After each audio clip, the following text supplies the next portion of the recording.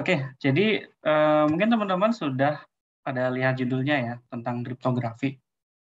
Nah, saya akan membahas sekilas saja kira-kira kriptografi itu apa sih gitu. Apa yang ada di dalam kriptografi dan apa relevansinya dengan kehidupan kita gitu ya. Nah, di judulnya itu ada juga kata-kata tentang node ya. Mungkin ini hal yang sering kita lakukan ya dalam bahasa sehari-hari. Kan kadang kita nggak mau mengatakan sesuatu secara langsung ya. Jadi pakai kode gitu, nyindir ibaratnya ya. Tapi kadang orang tuh bebal gitu ya. Jadi udah dikodein sering-sering tapi masih nggak paham juga gitu. Nah, bisa jadi itu karena kode yang kita berikan itu memang eh, nggak begitu bagus gitu ya. Mungkin kodenya kurang jelas atau apa gitu. Nah, saya share screen dulu ya, sebentar. Apakah sudah terlihat slide-nya? Sudah, Kak. Oke. Saya full screen-kan dulu. Nah, jadi mungkin untuk lebih seriusnya, kita akan masuk ke kriptografi. Ya. Gampangnya, kriptografi itu adalah ilmu yang mempelajari bagaimana bisa mengkodekan gitu suatu pesan. Ya. Kenapa kita mau mengkodekan suatu pesan? Bayangkan ada dua pihak, ya, Alice dan Bob. Mereka ingin saling bertukar pesan. Ya. Mungkin mereka itu terpisah oleh jarak yang jauh ya, sehingga untuk berkomunikasi itu nggak bisa secara langsung. Nah, kalau di zaman sekarang kan kita bisa pakai internet kan, media sosial dan sebagainya. Katakanlah si Alice, dia mau mengirim pesan yang sifatnya rahasia gitu, mungkin pesan yang sensitif kepada Bob. Nah, apalagi dengan media internet sekarang, itu sangat mudah bagi pihak ketiga untuk menguping pembicaraan ini. Ya. Jadi yang namanya internet itu kan dari alatnya si Alice ini, dia mengirimkan data ya kan ke satelit atau ke ISP-nya, ke Internet Service Provider-nya, kemudian dikirimkan lagi ke Bob. Nah, dalam perjalanan dari Alice ke Bob, bisa saja ada orang yang mencuri dengar gitu, misalkan dia bisa menyadap. Ya. Nah, Alice dan Bob ingin supaya komunikasinya itu aman. Jadi walaupun pesannya itu disadap oleh pihak ketiga, tapi pihak ketiga itu nggak bisa mengerti apa arti dari pesan itu. Oke, kebayang ya. Jadi yang dikirim itu bukanlah pesan yang sebenarnya, tapi mungkin pesannya sudah di otak-atik ya, kata-katanya sudah diubah, huruf-hurufnya sudah diubah, sehingga di matanya si penyusup ini pesan itu kayak rubbish gitu, sesuatu yang random. Ini apa sih? Teks random aja gitu, nggak ada maknanya. Nah, itu tujuan utama dari kriptografi ya pada era modern sekarang ini. Nah, mungkin saya ingin bahas sekilas perkembangan kriptografi itu seperti apa ya dari masa ke masa. Sebenarnya sudah sejak dulu ya. Pokoknya setiap kali ada kebutuhan untuk menyembunyikan informasi, itu pasti ada kriptografi di situ. Ya. Misalnya dari zaman Romawi, ya, ini sebelum Masehi, teman-teman pernah dengar Julius Caesar, ya, dia salah satu kaisar kerajaan Romawi yang paling terkenal. Dia juga jenderal militer ya. Dia ketika mengirimkan pesan pada pasukannya menggunakan prinsip-prinsip kriptografi ya. Jadi misalkan dia mengirim instruksi ini, oh berapa hari lagi serang daerah ini gitu misalnya. Nah, kalau dia tulis begitu saja, seandainya si pembawa pesan itu katakanlah di jalan itu dicegat gitu. Nah, bisa aja kan pesannya tuh dibaca, oh si Julius Caesar berencana nyerang pada hari ini gitu misalnya. Ketahuan dong ya. Nah, supaya nggak ketahuan, pesannya tuh dikodekan terlebih dahulu. Nah, salah satu yang digunakan oleh Julius Caesar itu adalah namanya Caesar cipher. Nanti kita akan lihat seperti apa. Kemudian pada tahun 800 Masehi, sekitar situ ya, 700-800, ada beberapa matematikawan Arab, yang paling terkenal ini Al-Kindi, yang dia memperkenalkan teknik frekuensi analisis. Ya. Jadi frekuensi analisis ini cara untuk menyerang sebuah kode. Ya. Kan kalau tadi kan pihak yang berkomunikasi dia ingin menyembunyikan. Ya. Nah, bagaimana kita misalkan sebagai pihak ketiga nih yang ingin menyerang, yang ingin memecahkan kode tersebut. Sebelum Al-Kindi itu ya tidak ada cara yang sistematis, ya, tapi dia memperkenalkan metode frekuensi analisis. Nanti ini juga kita akan lihat sekilas. Kemudian perkembangan selanjutnya ada Blaise de Vigenère, dia memperkenalkan Vigenère cipher. Ini suatu cipher yang relatif lebih kompleks dibandingkan cipher-cipher sebelumnya. Kemudian selanjutnya ada Kirchhoff yang dia memperkenalkan prinsip desain cipher. Jadi cipher itu kan ada macam-macam ya. Cipher itu satu cara untuk mengkodekan pesan. Ada macam-macam. Nah sebenarnya setiap orang bisa bikin cipher sendiri gitu. Tapi apakah ciphernya itu bagus, kuat gitu, nggak gampang dipecahkan, itu ada prinsip-prinsipnya. Nah itu diketengahkan oleh Auguste Kirchhoff. Kemudian masuk ke zaman modern nih, mulai ya Perang Dunia I. Nah ini apalagi nih zaman perang kayak gitu, pesan rahasia itu penting banget ya untuk dijaga kerahasiaannya. Misalkan instruksi ya untuk menggerakkan pasukan dari mana ke mana. Kalau itu ketahuan kan bisa dicegat gitu ya, bisa diserang duluan gitu kan. Nah, pada Perang Dunia I, Inggris berhasil memecahkan pesan rahasia Jerman, kode rahasia dari Jerman. Ini kenapa dia fenomenal? Karena ini pertama kalinya suatu negara ya itu mempekerjakan beberapa orang matematikawan gitu, khusus untuk mecahin kodenya dari negara lawan. Kemudian pada Perang Dunia II, ini terkenal sekali ya, Jerman mempunyai mesin enkripsi yang sangat canggih, yaitu Enigma. Nah, kalau sebelum masa-masa sebelumnya, ketika membuat kode, menerjemahkan pesan aslinya menjadi pesan yang sudah dikodekan, itu biasanya masih pakai perhitungan tangan ya, masih pakai kertas, pulpen segala macam. Nah, tapi perkembangan selanjutnya sudah pakai alat mekanik, sudah pakai mesin, jadi biar nggak manual gitu kan. Salah satunya ini yang paling terkenal Enigma, mesin yang sulit sekali dipecahkan. Kemudian lebih ke sekarang lagi, lebih modern lagi, ada Claude Shannon. Nah, ini mulai memperkenalkan matematika ke dalam kriptografi. Ya, dia memberikan fondasi matematika, teori matematika yang kokoh, gitu ya, untuk kriptografi secara keseluruhan. Kalau sebelumnya kan masih sifatnya tuh ad hoc gitu ya, misalnya ya masih terpecah-pecah gitu ya. Cipher yang satu dengan cipher yang lain itu masih beda-beda. Nah, tapi setelah Shannon dia memperkenalkan teorinya, teori informasi, itu mulai ada kerangka berpikir yang sistematis tentang kriptografi. Kemudian tahun 76 ada public key cryptography. Nah, ini suatu perkembangan yang juga cukup besar ya.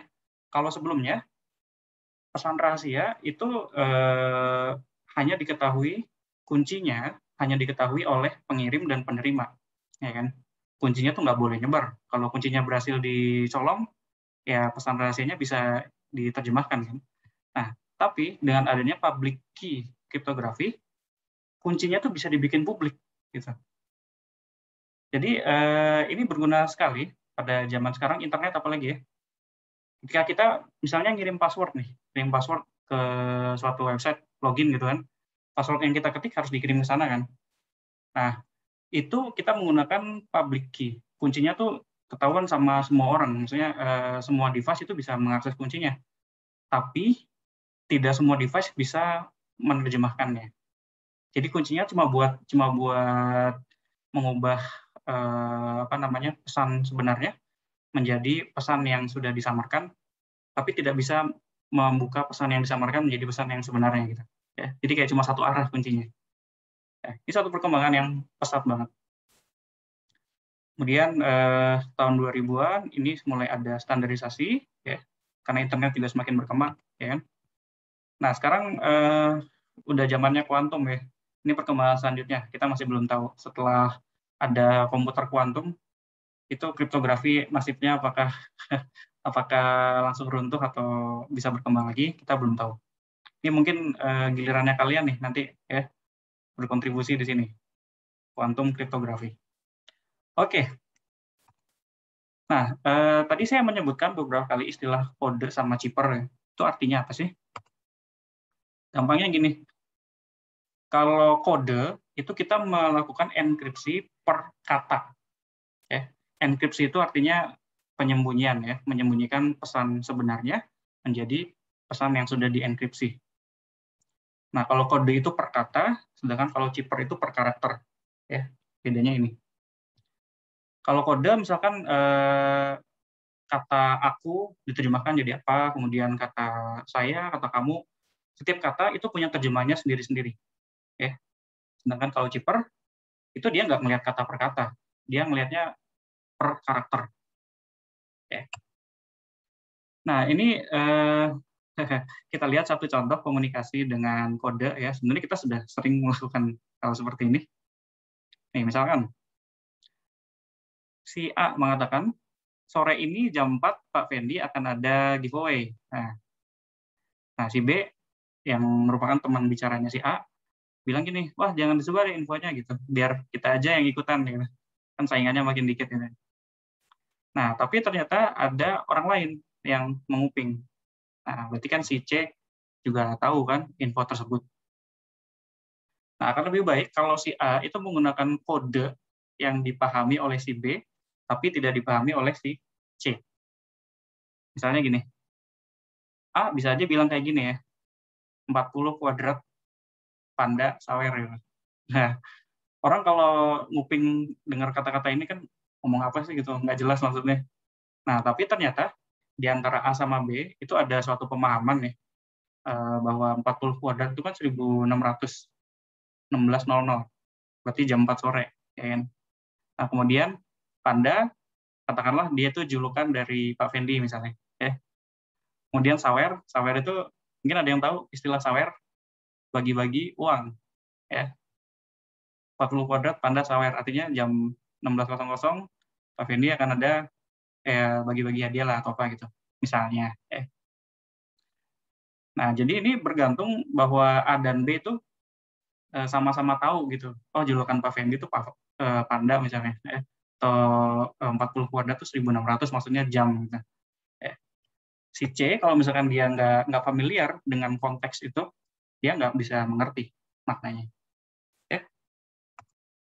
Nah, jadi untuk menggunakan kode, harus ada codebook. Ya, istilahnya codebook. Buku kode ya. Ini nggak mesti berupa buku beneran, tapi bisa juga konteks lah ya, pengetahuan misalkan ya sama-sama tahu lah gitu. Kalau ini artinya apa, kalau ini artinya apa gitu, disepakati sebelumnya. Ya. Diperlukan codebook yang berfungsi sebagai kamus, jadi menerjemahkan pesan sebenarnya menjadi pesan yang sudah dienkripsi dan sebaliknya. Ini harus dimiliki oleh penerima dan pengirim, harus sama-sama tahu. Nah, kekuatan dari metode kode ini adalah asalkan codebook-nya aman, ini sulit banget untuk dipecahin, ya kan? Ibaratnya kayak kita ngedengerin orang asing gitu ya, ngomong bahasa yang kita belum pernah dengar sebelumnya gitu. Nah, kode ini kan sebenarnya kayak bahasa asing, ya kan? Kalau kita nggak punya kamusnya ya susah mengerti maksudnya gitu. Jadi ini sangat aman asalkan codebook-nya itu aman, ya. Nah, berarti kelemahannya adalah ketika codebook-nya bocor. Ya. Mungkin codebook-nya dicuri, ya. Atau contoh nyatanya ya pada Perang Dunia I itu Perang Dunia II, masih ingat tadi ada mesin Enigma ya yang dimiliki oleh tentara Jerman. Itu mesin enkripsi yang sangat sulit untuk dipecahkan gitu, dan dia juga memiliki codebook. Suatu ketika ada kapal selam yang berhasil diserang gitu oleh, kalau nggak salah, oleh Angkatan Laut Inggris. Ya. Nah, kapal selamnya nggak ditenggelamkan, jadi disuruh naik ke permukaan gitu ya, dan kru kapal selam itu menyerah. Nah, kemudian kan ditangkap ya krunya. Sebelum kapal selam yang ditenggelamkan, tentara Inggris tuh masuk dulu ke kapal selam itu, nyari barangkali ada informasi apa kan, ada barang-barang apa yang bisa berguna gitu di dalam kapal selam itu. Nah, ternyata mereka menemukan sebuah codebook yang masih utuh dan belum dihancurkan gitu. Wah, itu kan satu temuan yang seperti harta karun ya, apalagi pada masa perang. Dengan ditemukannya codebook tersebut, wah itu sangat membantu pihak sekutu dalam memecahkan kode Enigma. Ya. Jadi benar-benar kalau codebook-nya bocor itu wah udah bubar. Nah, terus juga codebook itu sulit untuk diubah dan juga sulit untuk didistribusikan. Karena kan harus berupa ini kan harus satu paket gitu kan. Kalau mau diubah ya harus diganti bukunya gitu. Ini susah banget mendistribusikannya, apalagi pada apa namanya pada masa perang gitu ya, tentaranya nyebar berjauhan kan susah. Nah ini contoh lainnya di Perang Dunia I, ya. Jadi lagi-lagi Jerman mengirim telegram kepada Meksiko untuk menyerang Amerika Serikat. Nah Inggris itu berhasil memecahkan kode telegram tersebut karena ternyata telegram yang dikodekan itu menggunakan codebook yang lama gitu, yang dari masa-masa sebelumnya sudah berhasil ditemukan gitu. Sehingga setelah diungkap seperti itu, oh Jerman meminta Meksiko menyerang Amerika gitu. Padahal sebelumnya Amerika itu netral, ya, tapi setelah adanya informasi tersebut, Amerika akhirnya bergabung perang di sisinya sekutu, jadi melawan Jerman. Nah, ini penting banget ya keamanan codebook ini, dia bisa mengubah sejarah kalau misalnya codebooknya bocor. Ya, ini contoh, ini foto telegramnya. Kita lihat nih codebook-nya dia berupa chippernya dia berupa angka ya, bukan berupa huruf.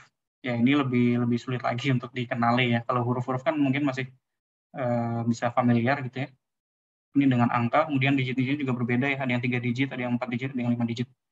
Nah, tapi ini ternyata menggunakan codebook yang lama gitu. Dia nggak ganti-ganti kesalahannya itu. Dan ini salah satu bagian ininya ketika menerjemahkan, ketika memecahkan kode tersebut. Ini jadi kode ini artinya ini, kode ini artinya ini, ya dan sebagainya. Oke, jadi itu untuk kode. Nah selanjutnya kita lihat yang chipper ya. Ada dua jenis chipper yaitu transposisi sama substitusi. Transposisi itu artinya dia mengacak susunannya di dalam plaintext ya. Plaintext itu adalah pesan aslinya yang sebelum dienkripsi. Nah, yang kedua substitusi itu dia mengubah satu karakter di plaintext menjadi karakter lain. Ya, mungkin angka jadi huruf atau huruf jadi angka ya, dan sebagainya. Ini juga ada dua jenis, monoalfabetik sama polyalfabetik. Oke, ini nggak begitu penting. Nah, saya mau menunjukkan sebuah website yang lumayan berguna untuk mengenal beberapa cipher sederhana. Jadi nanti mungkin teman-teman bisa coba kunjungi ini ya, cryptoclub.org. Ini juga nanti saya akan coba demonstrasikan. Oke, sebelumnya mungkin saya ingin membahas sekilas tentang Caesar cipher. Ini mungkin teman-teman juga sudah pernah mencobanya ya. Jadi dalam cipher ini kita mengubah alfabet A, B, C, D, E, F, G sampai Z. Setiap huruf itu digeser N langkah, maju atau mundur. Ya. Sebagai contoh, kalau N-nya 3, nanti setiap huruf misalkan dimajukan 3 langkah ya. Yang tadinya A berubah jadi apa tuh? B, C, D, ya, jadi D. Nah, misalkan plain text-nya seperti ini. Ayo daftar IMC. Kemudian kita terapkan Caesar cipher dengan N sama dengan 3. Yang tadinya A, dia akan berubah jadi D. Tadinya Y akan berubah jadi apa kira-kira? Ada yang tahu? Jadi maju 3 langkah dari Y. Z, A, B. Ya, jadi B. Betul sekali. Kemudian O, dia akan menjadi apa? O, P, Q, R. Jadi R ya. Dan seterusnya. Jadi setiap huruf dimajuin 3 langkah. Dia akan menjadi seperti ini. Ya. Nah, saya coba tunjukkan di CryptoClub ya. Yang mungkin lebih interaktif. Nah, ini teman-teman kalau masuk ke website ini Jadi tampilannya begini, ya, bisa login atau register, tapi nggak perlu register kok. Ini juga bisa pakai. Masuk ke Chipper Tools. Ya. Sini ada macam-macam chipper yang bisa kita coba ya. Misalkan yang paling simpel nih, Caesar.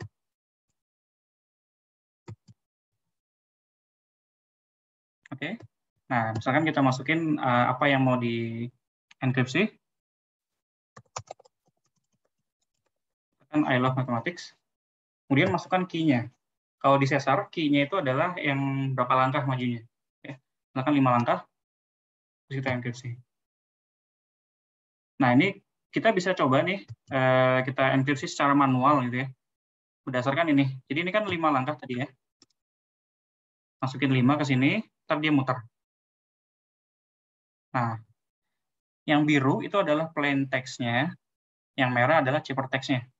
Jadi lihat yang biru, misalkan huruf I. Itu padanannya apa? N di sini ya. Kita bisa isi N. Kemudian L, yang biru, di sini Q. Ya. Kemudian O, itu T. Kemudian V, itu A. E, itu J. Ya. Dan seterusnya. Bisa dilanjutkan. Ya. Nanti kalau misalnya isinya salah, gitu, dia ngasih warning. Dengan ini, TCA. Nah, not correct. Ya. Kalau mau langsung lihat jawabannya, bisa quick answer. Begini. Oke ya, ini juga bisa diganti-ganti kuncinya. Misalkan kalau diganti 6, misalkan diganti 6, nah, ntar kodenya juga berubah ya, karena digesernya berubah. Enggak, ini masih yang 5 ya? Oh iya, berarti ubah key-nya di yang tadi ya, sebelum ini. Oke.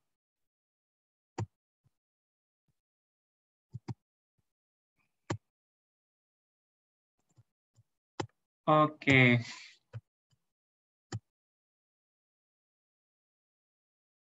Sebentar, ini ngalangin ininya nih. Nah, ya, kalau di matematika, Caesar Cipher ini menggunakan aritmatika modulo. Ya, mungkin kalau teman-teman pernah belajar teori bilangan, materi SMA itu ada modulo, ya, pembagian bersisa. Jadi misalnya huruf apa ya? Huruf A dimajukan 30 langkah. Alfabet itu kan cuma ada 26 ya. Jadi kalau 30 langkah, setelah 26 dia balik lagi. Ya. Jadi misalkan A maju 30 langkah, berarti maju 26 ke A lagi, kemudian maju 4, ya, sisanya kan 4. Jadi B, C, D, E. Oke. Nah, pembagian bersisa itu namanya modulo. Oke. Contoh lain modulo, misalkan kalau kita ngelihat jam, ya, jam yang analog, bukan yang digital, misalkan jam 14, itu kan sama aja jam 2. Nah, itu berarti modulo 12. Kita lihat sisa pembagian 12. Oke? Nah, selanjutnya kita lihat keyword chipper. Ini termasuk substitusi, ya, termasuk chipper yang substitusi. Dia mengubah satu huruf menjadi huruf yang lain. Tapi aturannya sedikit berbeda dari Caesar. Pertama kita pilih satu keyword dan satu key letter, satu huruf. Kemudian kita buat tabel dengan 2 baris. Ya. Baris pertama itu A sampai Z. Kemudian bawahnya kita isi dengan keyword-nya mulai dari key letter. Misalkan key letter-nya itu X. Nanti mulai dari X kita tulis keyword-nya itu apa? Misalkan keyword-nya universal. Ya. Ditulis itu, kemudian tanpa pengulangan. Ya, nanti kita lihat deh di website tadi juga ada Crypto Club. Nah, kemudian sisanya diisi sesuai alfabet. Sebagai contoh, misalkan keyword-nya universal, key letter-nya X, kemudian plain text-nya ini, ayo daftar IMC. Kemudian chipper text-nya seperti apa? Kita coba cari ya. Kalau di website tadi, kembali ke chipper tools, kemudian coba yang keyword.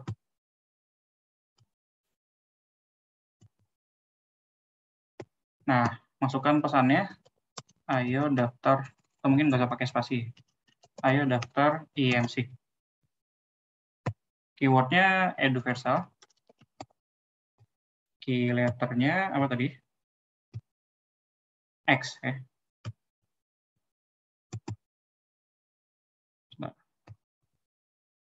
key letternya X. Nah, itu coba enkripsi. Jadi nih, di bawahnya X, key letter ini, kita isi dengan eduversal. Edu, kemudian balik lagi ke depan kan, versal. Nah, huruf E kan sudah dipakai ya, di yang merah nih. Jadi nggak usah ditulis lagi. Kemudian R, S, A, L. Oke. Nah, sisanya diisi dengan alfabet yang belum kita tulis. Ya. A udah ada kan, B belum ada, C belum ada, D sudah ada, E sudah ada, F belum, G, H, I, J, K, L sudah ada ya, M belum, N, O, P, Q, R sudah, S sudah, T, U sudah, V sudah, W, X, Y, Z. Nah, jadi seperti ini. Oke. Nah, kita enkripsikan menggunakan tabel ini. A jadi V, Y jadi D, O jadi P, sorry, O jadi N, D jadi A, F jadi B, T jadi apa nih? W ya. R jadi Q. Kemudian L, M itu K, C itu S. Oke. Bentar. M jadi K, betul kan ya? C-nya jadi S. Nah. Oke, seperti ini. Ini metode keyword.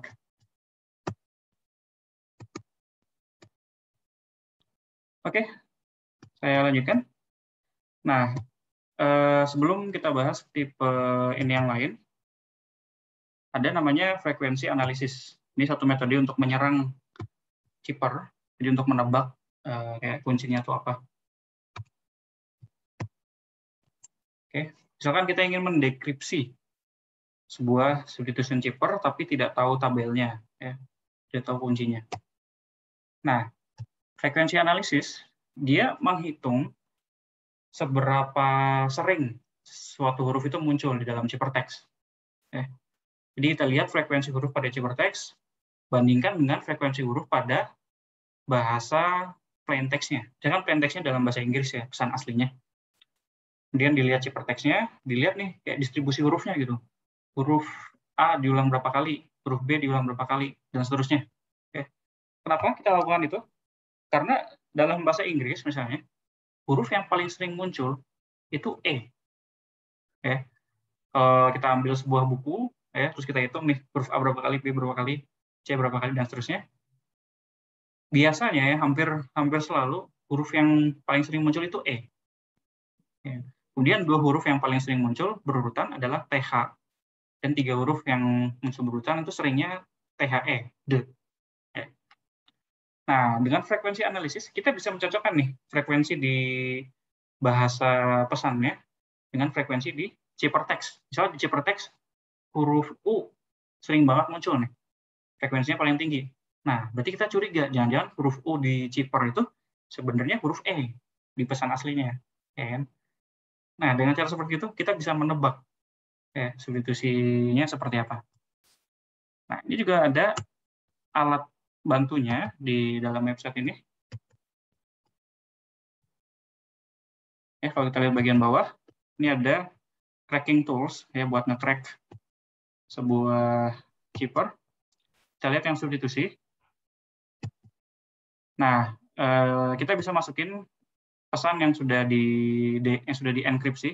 Ini kita ambil contoh aja nih ya, yang dibangkitkan sama situs ini sendiri. Terus kita coba crack.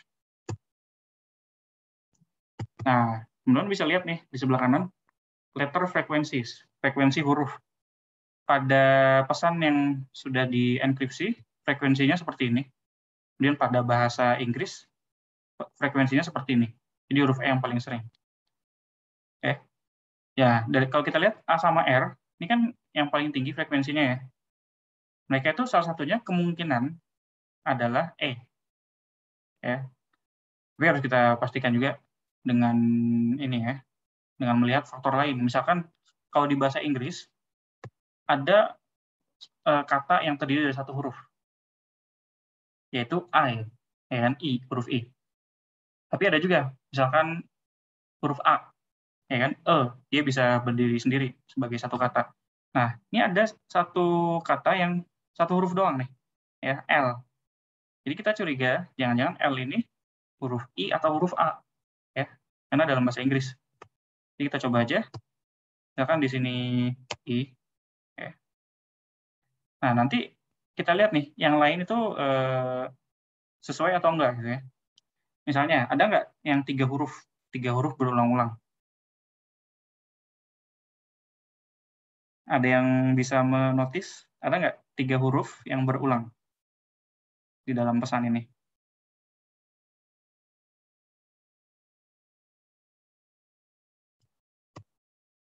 AVR. Nah, AVR ya. Jadi kita curiga jangan-jangan AVR ini the, ya. Kita coba. Kalau ini the, nah yang lain kita lihat nih make sense atau enggak. Nih kata THIT nggak ada kan dalam bahasa Inggris. Nah berarti ya ini salah ya, bukan seperti ini mungkin. Atau bisa juga yang L tadi yang salah. Ya, jadi ini bukan I tetapi A.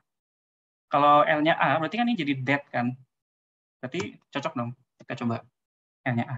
Nah, that. Ya. Oke, udah mulai ada kemajuan nih.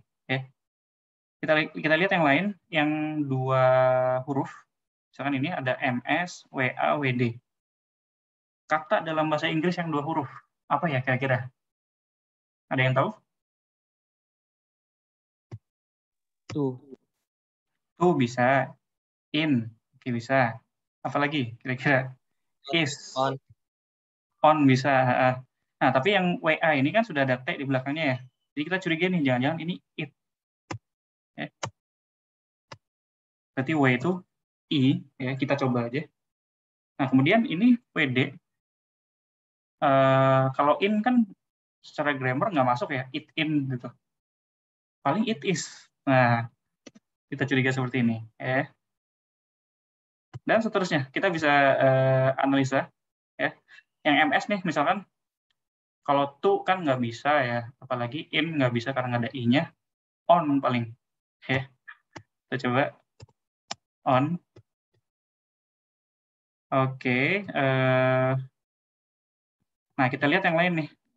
Misalkan kalimat ini, yang depannya to. Kalau dalam bahasa Inggris kan ada kayak to ya, THOUGH gitu, atau thought, bentuk lampau dari berpikir, dari think, ya, atau thoughtful. Nah, ini kayaknya cocoknya thoughtful nih di sini ya. Thoughtful, tapi S-nya itu jadi N di sini. Nah, jadi nggak nyambung kalau di sini N. Ya. Jadi jangan-jangan ini bukan on, tapi off mungkin nih. Nah, kita coba. Thoughtful. Oke. Nah, kemudian ini yang kurang satu nih, bisa kita tebak ya. Kira-kira C itu H, shall. Nah, enggak ya? Tadi H itu ini. Small mungkin ya, small. Nah, oke. Nah, ini bisa kita tebak nih, ini komite kayaknya. Ini sini C. Committed mungkin ya. Kemudian ini bisa charge, bisa change. Kita coba change. Indeed it is the only. Ini kan bisa ditebak ya. Udah, sisanya bisa ditebak. Ini mungkin ever ya. Nah, ini mungkin people. Ya kan? Di atasnya never doubt. Nah, never doubt that a small group of people, a small group of thoughtful, committed people can change the world. Iya. Berhasil ya kita lengkapi. Jadi ini frekuensi analisis, suatu metode yang berguna banget untuk memecahkan kode substitusi. Oke. Mungkin saya lanjutkan ya. Sebenarnya masih banyak yang mau saya bahas, tapi kayaknya satu lagi deh, jenis chipper. Ini namanya Vigenère chipper. Dia itu menggunakan Caesar chipper, tapi sedikit lebih kompleks dari itu. Jadi pertama kita pilih keyword, kemudian kita ulang-ulang keywordnya sampai sama panjang dengan plain text-nya. Nah, kemudian kita cocokin nih. Jadi huruf pertama di plain text digeser dengan Caesar chipper yang diawali dengan huruf pertama keyword. Kemudian huruf kedua plain text digeser berdasarkan huruf kedua keyword, dan seterusnya. Oke. Sebagai contoh, misalkan keywordnya eduversal, kemudian plain text-nya ini. Nah, kita coba cari chipper text-nya. Oke. Sebentar ya. Saya share screen.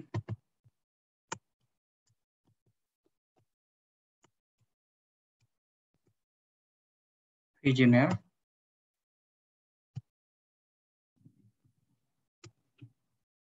Ayo daftar IMC. Keywordnya eduversal. Nah, jadi keywordnya diulang-ulang sampai mengcover semua pesan nih. Ini kan ternyata nggak perlu sampai eduversal kan. Eduversal edu itu saja sudah cukup. Nah, kemudian pesan ini kita geser pakai ciphertext berdasarkan huruf di keyword. Nih, misalkan di sini. Berarti kita geser supaya, bentar.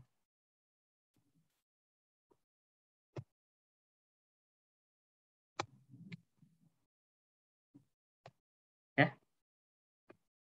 Menggunakan Caesar chipper yang huruf pertamanya itu E gitu. Jadi digeser dari A ke E. Nah, ini kebetulan jadi E juga. Kita lihat yang ini misalnya.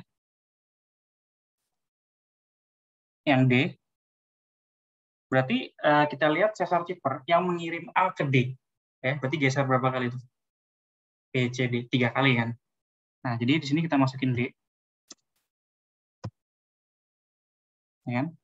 A itu diubah menjadi D. Berarti Y dia akan berubah menjadi B. Ya kan? Seperti itu. Oh ya, sebenarnya kita bisa lakukan secara berkelompok kayak gini ya. Ini misalkan yang E sama E. Ini kan posisinya di huruf E juga kan. Ini menggunakan Caesar chipper yang sama, jadi biar sekalian gitu ya. Nah, E ini dikirim ke I. Jadi ini. Dan kita masuk ke grup yang kedua.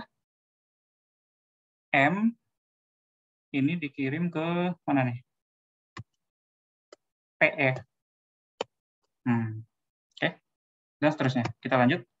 Yang U, berarti kita masukin U di sini. Ya. O itu dikirim ke I. Ya, kemudian, ada satu lagi ya. Yang ini, C dikirim ke W. Oke, dan seterusnya. Ya. Nanti hasil akhirnya seperti ini. Ya. Oke ya, jadi setiap huruf di plain text itu digeser menggunakan Caesar cipher berdasarkan huruf di keywordnya. Ya, memang sedikit kompleks ya. Dan ini kalau nggak salah sampai awal tahun 1900-an ini belum diketahui cara untuk menyerang chipper Vigenère ini. Jadi relatif baru. Dan ada cara untuk menyerang ini, jadi nggak betul-betul 100% aman. Bisa kita lihat di sini. Nih. Cracking tools, crack yang Vigenère.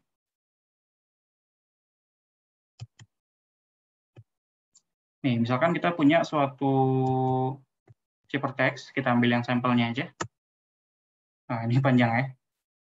Kalau kita tahu panjang keywordnya berapa, kita masukin di sini.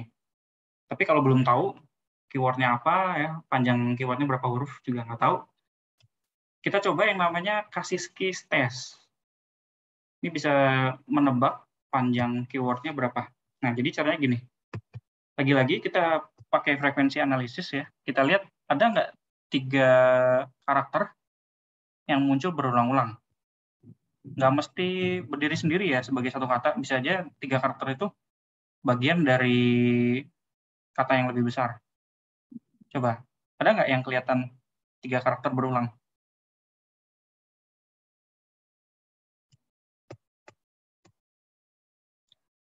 VVL. VVL, ada lagi ya VVL, coba kita lihat. Enter. Nah, iya tuh ada pengulangannya. Nah, kemudian program ini dia ngitung jarak antara kemunculan satu VVL dengan VVL yang selanjutnya. Oke. Kemudian kita cari faktor-faktor dari dari jarak itu. Misalkan ini nih VVL posisi ke-32 yang ini ya. Sampai posisi yang selanjutnya itu posisi 164. Nah, jaraknya ini 132. Sedangkan VVL yang ini dengan VVL yang selanjutnya jaraknya 9. Ya. Nah, terus dicari faktor-faktornya apa aja. Kalau 132 itu berapa sih faktornya? 2 ya. 3, 4, bisa dibagi 6, bisa dibagi 8, enggak ya? 10 enggak, 12, 12 kali 11. Oke. Oh, 11 juga berarti ya. 14 enggak, 15 enggak, 16 enggak ya. Oke, ini udah semua. Cek. Nah, sudah komplit. Nah, lakukan untuk semuanya. Bisa juga dilengkapi secara otomatis. Nah, terus kita lihat faktor mana yang muncul paling sering. Kita lihat 12 ini kan jarang ya, jarang muncul nih. Ya kan? Yang paling sering itu bisa kita lihat di bawah. Yang 14 kali yaitu 3.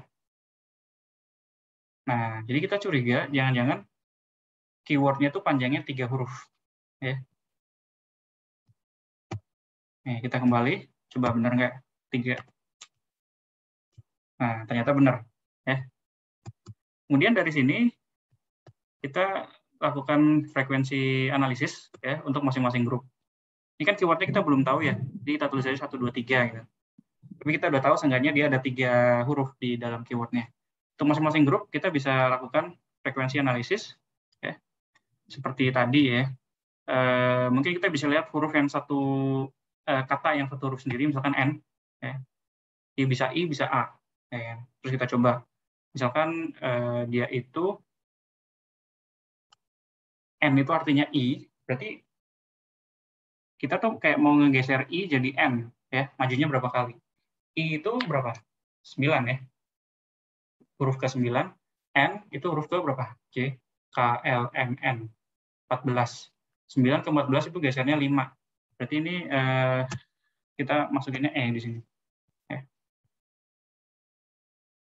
Oh, masih kurang satu lagi. Pokoknya supaya I berubah jadi N. Nah, titik segini. Kalau udah kita pilih sesarnya, tinggal di decrypt aja ya untuk mengubah semuanya secara otomatis. Nah, terus tinggal dilihat ini hasilnya make sense atau enggak gitu ya. Ya tadi nih VVL apa nih kira-kira ya artinya kalau dalam bahasa Inggris. Nudge juga ada pengulangan nudge. Ya. Apa ya kata dalam bahasa Inggris yang 2 huruf sama terus 1 huruf beda. Kayaknya kalau di sini Q nggak masuk ya, jadi ini nggak cocok nih, bukan I di sini. Oke, berarti A ya, coba yang ngirim A ke N, ini diputar aja sampai N-nya muncul di bawahnya A. Nah, gini. Berarti kita decrypt lagi, jadi seperti ini. Oke, nah bisa nggak nih? Oh, sebentar, sorry. VVL di sini bukan berarti V yang ini dengan V yang ini artinya sama, ya. Karena di Visioner ini sesar cipernya beda-beda, ya. Untuk posisi di grup 1, sesar cipernya yang segini. Kemudian grup 2 punya sesar ciper sendiri. Grup 3 punya sesar ciper sendiri.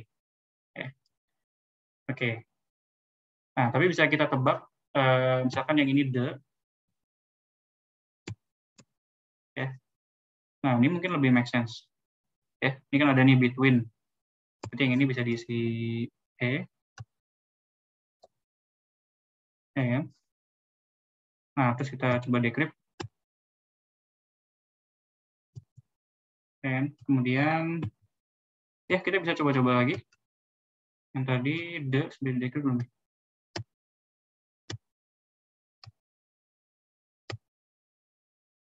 Yang satu belum ya? Nah, ternyata didapat kalimat yang make sense ya. Nah, berarti udah terpecahkan ini. Ya, jadi seperti itu kurang lebihnya. Ya. Oke, mungkin kita sudah sampai di penghujung acara ya, sudah 4:30 ini. Sebenarnya lewat dari jadwal ya, harusnya 16:25 kalau nggak salah selesainya. Ya, ini nggak apa-apa. Nah, saya mau adakan giveaway untuk 2 orang, masing-masing 50K, 50.000. Tapi mungkin nggak secara live ya. Kalau secara live ini agak ini juga ya, agak pusing ngitungnya gitu. Mungkin yang butuh waktu ya buat nyoba-nyoba. Jadi saya akan kasih suatu ciphertext, suatu pesan yang sudah dienkripsi. Lalu nanti saya akan minta kalian ya atau siapapun untuk memecahkan cipher itu. Jadi cari pesan aslinya.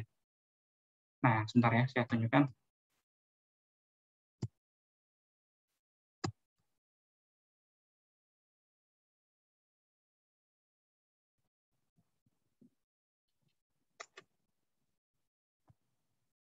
Oke, sebentar.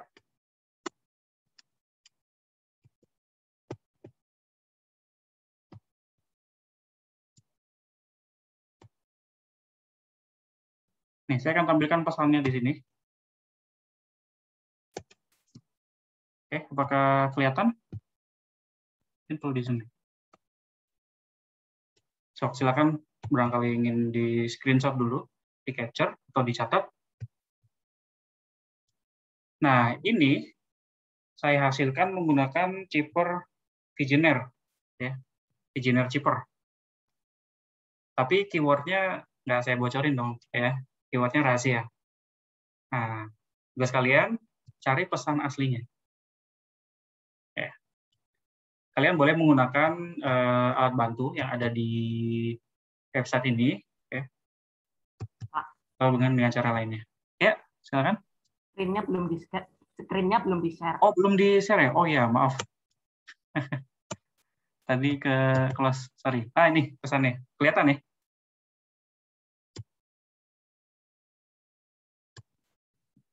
Oke, silakan dicatat dulu. Nah, nanti jawabannya kalian kumpulin lewat DM Instagram. Ya, ke Instagram EduMath Competition, ya, Instagram IMC. Nanti bilang aja jawaban kuis Pak Fendi gitu. Itu apa jawabannya, ya? Nah, nanti saya akan minta tolong tim Eduversal buat cari jawaban yang benar gitu. Jadi saya coba cari jawaban yang paling cepat itu siapa dan yang benar ya. Nah, 2 orang yang beruntung yang paling cepat dan paling benar itu akan mendapatkan 50.000. Oke, nanti pemenangnya akan diumumkan melalui Instagram Eduversal ya. Bahasanya ya dalam bahasa Inggris. Nah, menggunakan Visioner.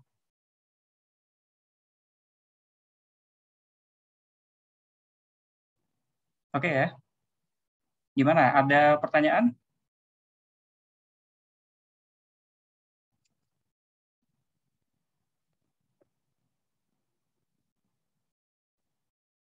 Oke, cukup jelas ya kuisnya seperti apa. Jadi saya tunggu sampai Ya ini boleh di-crack pakai tools, boleh aja. Karena untuk pakai toolsnya ini harus mikir juga ya tadi ya, nggak bisa apa asal pencet langsung keluar. Boleh pakai website ini.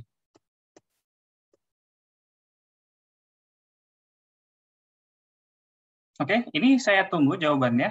Mungkin sampai besok ya, besok jam berapa ya? Ini nggak ada panitia universal ya di sini. Kayaknya ada di main room. Oke, mungkin saya tunggu sampai besok malam ya. Jam 12 malam lah. Ya, mungkin barangkali agak lama. Tapi cepet-cepetan nih ya. Jangan ditunda ya. Iya, kirimnya lewat DM ya. Jangan di-tag. Kirim ke DM-nya EduMath Competition. Kalau Universal kan mungkin mereka banyak urusan yang lain juga kan, bukan IMC aja. Jadi kirim ke EduMath Competition. Kirim jawaban ke Instagram EduMath Competition.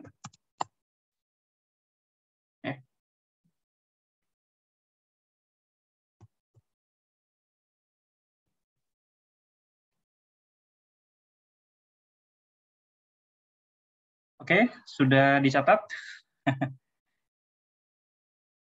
Atau di screenshot aja biar cepat ya. Mungkin kalau nyatat agak lama. Oke, kalau sudah, mungkin saya tutup ya pertemuan kita hari ini. Mudah-mudahan sedikit banyak ada manfaatnya ya buat teman-teman untuk memperkenalkan dengan dunia kriptografi. Ini suatu dunia yang sangat seru sekali. Jadi ya teman-teman sangat welcome untuk mungkin nanti ke depannya masuk ke dunia ini, kriptografi. Dan itu pasti sangat dibutuhkan ya bagi zaman informasi sekarang ini. Oke, mungkin sebelum kita tutup, foto dulu ya. Foto bareng, ayo. Bisa dibuka dulu kameranya, sebentar.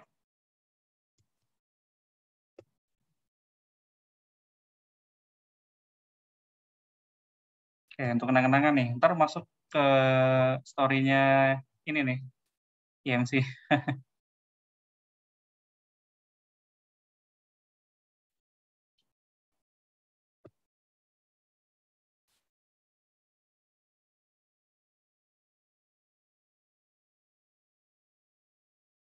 Oke, nggak apa-apa, nggak pakai background. Yang penting mukanya kelihatan.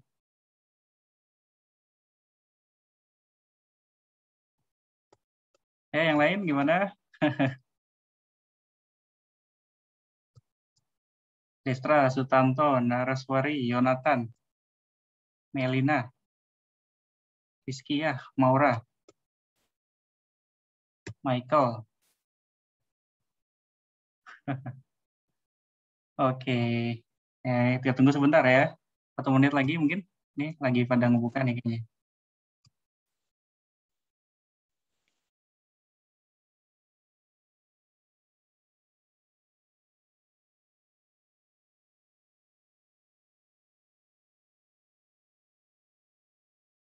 Oke, kita ambil aja fotonya ya. Ini takut terlalu lama nih. Oke, semuanya lihat ke kamera. Senyum ya. 1, 2, 3. Cheers. Oke, ya sudah saya ambil fotonya. Ya, sekali lagi saya ucapkan terima kasih atas kehadirannya. Kalau ada salah kata atau kekurangan, saya mohon maaf ya. Itu segala sesuatu kekurangan muncul dari saya. Kalau ada kelebihan itu muncul dari yang di atas ya.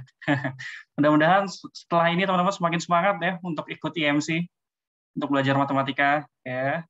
Dan kalau mau juga nanti masuk kriptografi. Ya. Oke, setelah ini mungkin bisa balik dulu ke main room. Barangkali ada pengumuman dari ini ya. Oke, bisa leave room dulu, jangan leave meeting ya.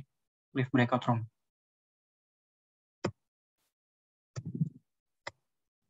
Oke.